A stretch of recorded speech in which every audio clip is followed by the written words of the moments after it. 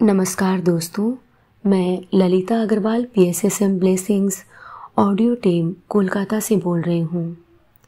पिछले ऑडियो में हमने जाना कि उन्होंने प्रेसिडेंट के लिए ध्यान किया और उन्हें अपनी ब्लेसिंग्स भेजी। ऑडियो नंबर 131 में हम एक नई घटना को जानेंगे। वह बताते हैं, सुबह में मेरा सेमिनार था the symphony of the zodiac. कल्पना करिए, पूरे दिन हम लोग पेज 1 पर ही रहे। इतने सारे प्रश्न आए थे, मैंने उनकी प्रशंसा की। सुबह 10 बजे से लेकर शाम 4:30 बजे तक मैं बिना किसी स्टॉप के बोले जा रहा था। मैंने हर 1 घंटे के बाद उन्हें 10 मिनट का रेस्ट दिया, लेकिन रेस्ट के समय मेरे पास सेमिनार से ज़्यादा प्रश्न और जवाब आए। यह बहुत फैसिनेटिंग था। मुझे अपार हर्ष हुआ, जिसे मैंने उन लोगों के साथ शेयर किया। कुछ पुराने दोस्त भी थे। जेरूसलम से मेरा क्लासमेट था और लेक्चर के बाद उसने सबके सामने अपना आभार व्यक्त किया। दूसरे राज्यों से मेरे दूसरे दोस्त भी आए थे। यह वॉशिंगटन DC में दोस्तों के साथ एक तरह का रीयूनियन था। 4:30 बजे मैं अपने कमरे में गया और मैंने आराम किया। मेरा गला वाकई थक गया था। मैंने सिर्फ लेक्चर ही नहीं दिया, बल्कि सेमिनार के बीच में मैंने उनको कुछ गाने भी गाकर सुनाए। हमारे देश की राजधानी में मेरा बहुत अच्छा समय व्यतीत हुआ और मैंने बहुत आनंद और उन्नत भावनाओं के साथ वहाँ से विदा ली। मौसम खुशगवार था।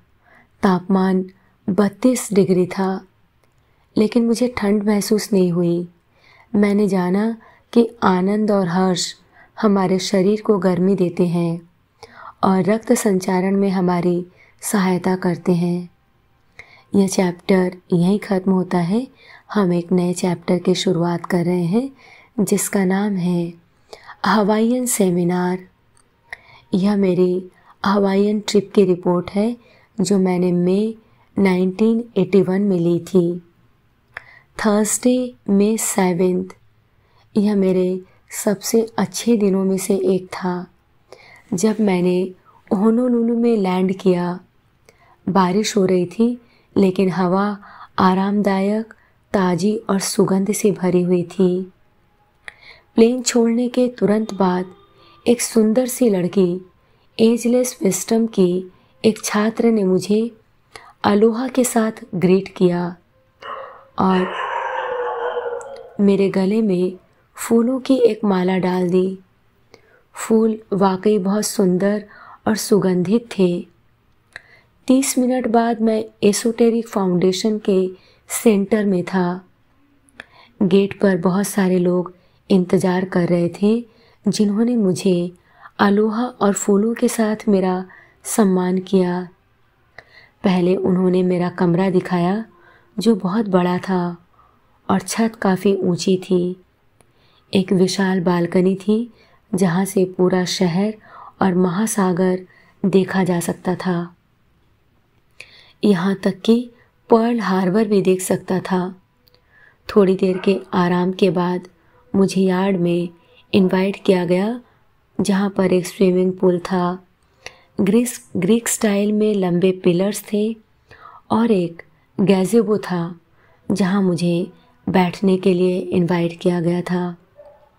कुछ मिनटों के बाद 2 हवाईयन लड़कियों ने स्वागत नृत्य परफॉर्म किया।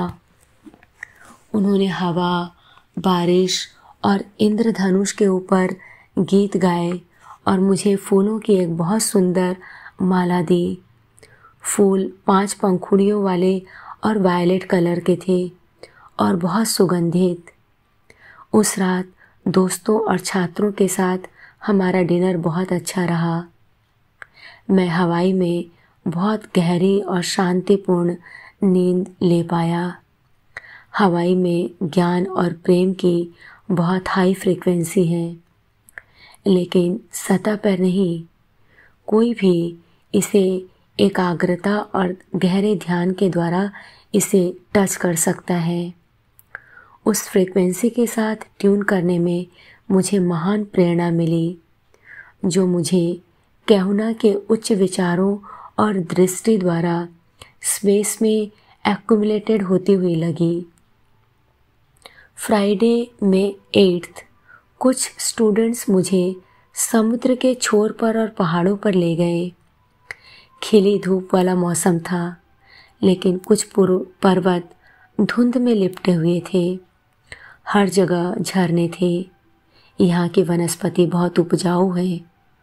फूलों का वर्णन करना असंभव है। वे सुंदरता की अभिव्यक्ति और सुगंध के प्याले हैं। अपने जीवन में इतना साफ और स्वच्छ समुद्र का किनारा मैंने पहले कभी नहीं देखा। ऊंची लहरें नहीं थी और मैं 45 मिनट तक तैरता रहा। धूप थोड़ी तेज थी, लेकिन बहुत सुखद थी। दोपहर में हम बहुत सुंदर रेस्टोरेंट में गए। यह एक जंगल से घिरा है। इसके एक तरफ एक पूल है और एक यार्ड जिसमें छोटी छोटी झोपड़ियाँ हैं, और एक स्टेज जहाँ पर विवाह समारोह संपन्न होते हैं। खाना बहुत स्वादिष्ट था और महंगा भी नहीं था। 2 हवाइयन लड़कियों ने मुझे सर्व किया और वे बहुत दयालु, आनंदित और प्रेमपूर्ण थी। हवाई में प्रेम की महान ऊर्जा है। कोई भी इसे महसूस कर सकता है। मुझे कभी भी चिंता या तनाव महसूस नहीं हुआ, लेकिन एक प्रेमपूर्ण हार्मोनियस स्पिरिट हर जगह थी। रात को मुझे आराम करना था और शनिवार के सेमिनार के लिए स्वयं को तैयार करना था। सैटरडे में 9th सुबह 10 बजे मैं हॉल में नीचे गया और मुझे बहुत आश्चर्य हुआ।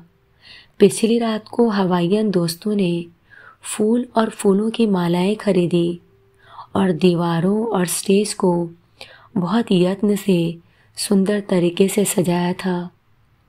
मुझे अपनी आंखों पर विश्वास नहीं हुआ। दर्शकों में सभी लड़कियों और औरतों ने अपने बालों में फूल लगा रखे थे। सभी बहुत स्वस्थ और सुखी लोग थे। पूरे दिन मैंने साइंस ऑफ इम्प्रेशन और अग्नि योग के बारे में बताया। उन्होंने अपने प्रश्नों और समझ से मुझे बहुत इंस्पायर किया। लॉय यंग, जो ग्रुप का लीडर है, उसने लोगों को सत्य, सुंदरता और अच्छाई का जीवन जीने में उनकी सहायता कर एक बहुत बड़ा काम किया है। उसने अपने चारों तरफ से महान आत्माओं को एकत्रित किया है, जो इंसानियत की सेवा के लिए समर्पित हैं। आज के लिए इतना ही। अगले ऑडियो में हम इसी घटना को आगे बढ़ाएंगे। तब तक के लिए धन्यवाद दोस्तों। आप सभी का बहुत बहुत आभार। आपका दिन शुभ हो।